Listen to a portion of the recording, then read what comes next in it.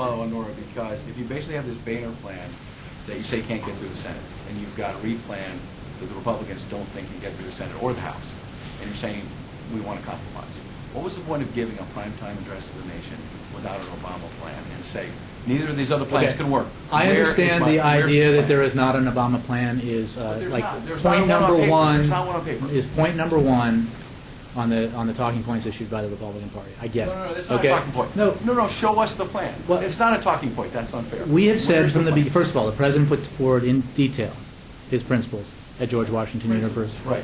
That's not quite a lot of detail. The President stood before you. I can't remember if you were here Friday night. Some of you weren't because you cut out early, but a lot of you were.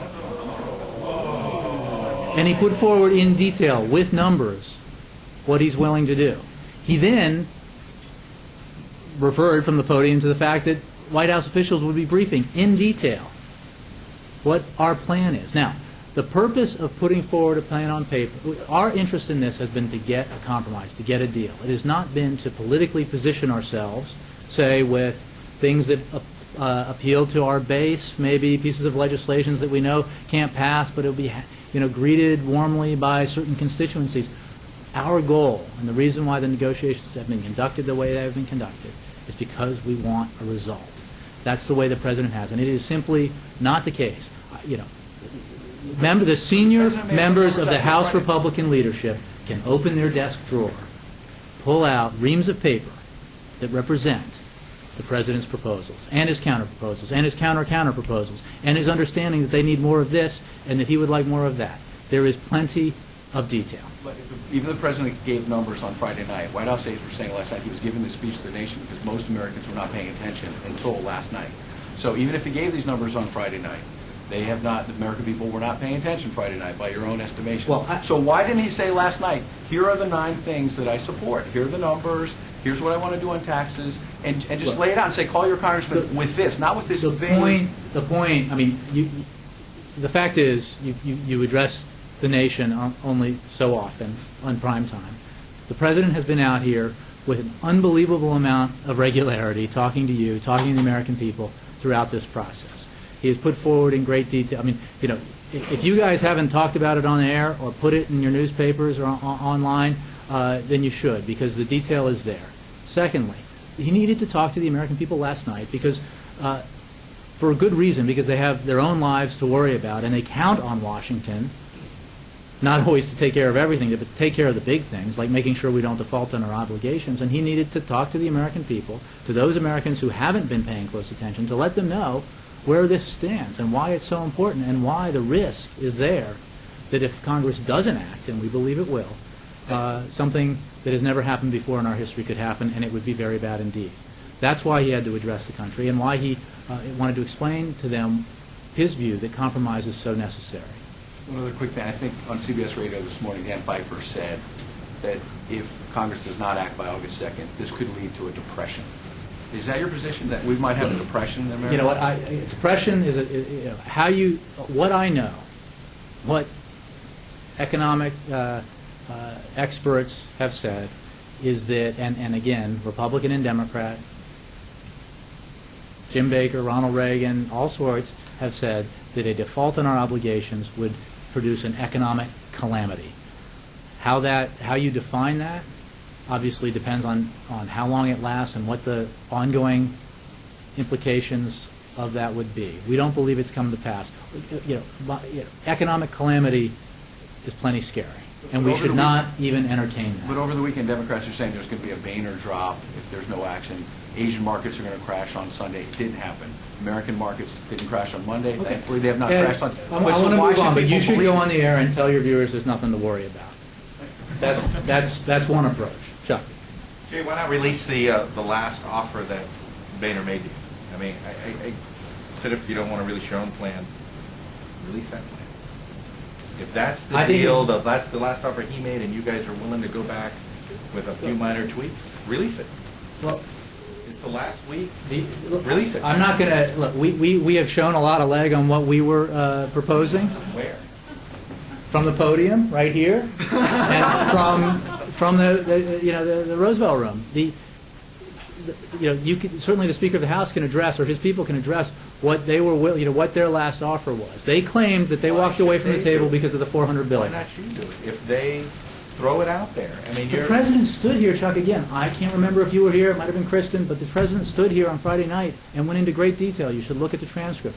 President's If people there's still met with... nothing out there, why not just release that plan? Is it because you like, you need something printed for you, you can't write it down? There is ample It's detail. not a plan. No, it's not It a is- plan. It was details of the plan, but it wasn't a plan the same way that we're getting a plan on the House side or that we're getting a plan on the We Senate don't side. know what the It's not. Medicare thing is, we don't know what the Social Security part of this is. There wasn't. I mean, there was a lot of We talked in missing great things. detail about what's in Medicare, and you know it. Why not put it out And- there, though? You guys went Look. before the American people last night. And I know that you're probably getting frustrated because we're all asking a version of the same question. But you went before the American people last night and said, come, call your members of Congress and tell them we want a compromise. Well, you had a plan that you were making the case for. Mm-hmm. Sounded like a version of the compromise. Release it to the public. I mean, that's... $1.5 to $1.7 trillion in agreed-upon domestic discretionary non-defense savings cuts. Other savings, and on the most important stuff, the tough stuff, the stuff that makes it very hard for Democrats to do it, but they'd be willing to do it. Important savings on entitlement reform. You know the issues, the President talked about it, other people talked about it, in terms of the kinds of reforms that would produce significant savings. Okay? Significant savings in defense, $400 billion. Significant savings in defense spending. All right? Significant savings in revenue through closing loopholes and tax reform that would produce, by lowering rates and broadening the base, that would produce significant savings. There are details. We can go through details. And what we put forward, again, this is a fluid situation. The point is, as both parties have said, they were engaged in serious negotiations. We were close to an agreement. One party said they walked away because of an insistence on an extra $400 billion in revenue. We said we could easily talk about that and resolve that issue. And that's the kind of compromise. $800 million in new revenue That's into correct. the Treasury coming out of tax reform. Correct. And what parts of, and was entitlement reform going to be cuts up front and then a commission? Well, you know how things that have been talked about in terms of the reforms that would obviously be in the entitlements be phased over a certain period of time. Nobody's talked about upfront tax revenues, for example. The President himself said nothing before 2013, and how these things would play out. But these were significant savings, real savings, the kinds of things in terms of entitlement reform that people have talked about for a long time, and Republicans in particular, the President was willing to do. And he was looking for a partner, and he felt he had one, and he hopes he still has one going forward. If he comes back with that $800 billion to you, why don't you guys just accept the deal? Ask a senator to introduce it in the Senate. We'll see. Carol? Just quickly to follow on Chuck, I mean, the president did say to us on Friday, that you guys would open the books and show us the paper. And then when we were in the Roosevelt room, there was paper that we asked for that we weren't actually physically handed. The So senior is that- people in that are you gonna room give that walked you back? through the numbers, okay? I mean, we can engage in this, but you know that the reason why we've approached it this way is precisely to make it, to create the optimum circumstances for a compromise. It is, most of you are veteran Washington reporters. You know how this process works. That when you put forward a position, it becomes highly on difficult issues before a compromise is reached. It becomes charged politically, and your chances of actually getting an agreement diminish significantly. That's how it works. You know that's how it works.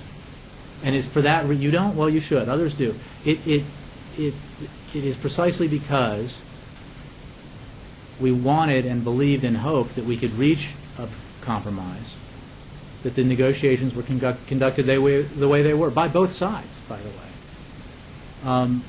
It is one thing to say that, yes, Republicans put forward plans that everybody knows can't become law. Republicans were also engaged in quiet, detailed, concrete negotiations to reach a Don't worry compromise. about activists tearing this. Activists on your side of the aisle tearing And this plan theirs. apart. And but theirs. that's why you didn't. That's why this hasn't gone public. You know how it works. Of I course. understand that, but that is the reason you bring. Because we wanted an outcome that as we've talked about, we've cited Bob Dole and others, you got to hold hands, get in the boat together. Okay? That's why.